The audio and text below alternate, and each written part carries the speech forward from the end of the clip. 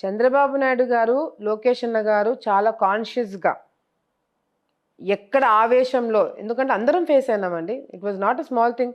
ఒక మహిళని తీసుకుపోయి జైల్‌లో పడేసినారు. అది కూడా తప్పు చేయని దానికి. హ్మ్. ఆ రోజు విక్టిమ్ నేను. ఒకే పార్టీలోనే ఇద్దరు వ్యక్తులు కేసులు పెట్టుకుంటే, ఆ వ్యక్తిని అరెస్ట్ చేయరంట. నన్ను అరెస్ట్ చేసినారంట.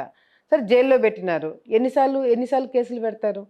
ఇప్పుడు మేము అనుభవించినాం. కార్యకర్తలు ఇంకా పోలీసులు వేలాడదీసి కొట్టినారు ఆ టైంలో.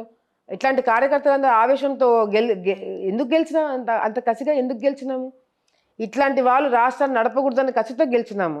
చంద్రబాబు నాయుడు గారు గెలిచిన తర్వాత, లోకేష్ అన్న గెలిచిన తర్వాత ఒకటే మాట అన్నారు. ఆవేశంలో మన వాళ్ళు మిస్‌యూజ్ చేయకూడదు పవర్‌ని అని చెప్పి కంట్రోల్ చేయడం తప్పు కాదే. అవును. లేకపోతే ఈరోజు వీళ్ళందరూ మాట్లాడడానికి ఉండేదా?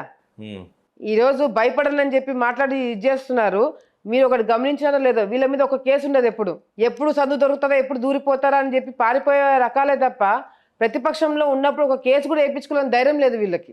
హ్మ్. అందుకే కేసులు లేవు. వీళ్ళేం మహానుభావులని కాదు కేసులు పెట్టకపోవడానికి కారణము.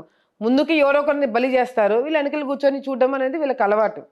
ప్రతిపక్షంలో ఎట్లుండాలా నాయకులు? మేమేదైనా తప్పు చేస్తే ఆధారాలతో సహా నిరూపించాలా? నేను ప్రతిపక్షంలో ఉంటే ప్రతి ఒక్కటి ఆధారాలతో సహా నిరూపించినాను. హ్మ్. ఆధారాలు లేకుండా నేను ఎప్పుడు ప్రెస్ మీట్ కూడా పెట్టలేదు. వాళ్ళేం చేస్తారు? మా బంధువులనో, వాళ్ళనో, వీళ్ళనో ముందు పెట్టి మమ్మల్ని తిట్టించి కార్యక్రమాలు చేసి వాళ్ళు తప్పించుకున్నారు. కానీ ఇప్పుడు తప్పించుకోవడానికి అవకాశం లేదు. వాళ్ళ తప్పులన్నీ బయటికి తీస్తున్నాము. మేము ఇప్పుడు నిజంగంటే ఆ విధంగా తప్పుడు కేసులు పెట్టి వీళ్ళని లోపల పడేయాలని అనుకుంటే ఈరోజు విజయ డైరీ చైర్మన్ లోపల కూర్చున్నవాడా? హ్మ్. ఎప్పుడో లోపల జైల్లో కూర్చున్నవాడు వాళ్ళు చేసే అవినీతికి.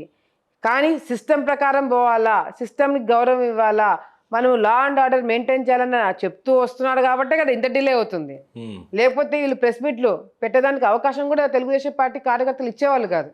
మేము మా నాయకుడు చెప్పింది మేము పాటిస్తున్నాం కాబట్టే మేము ఇట్లున్నాం.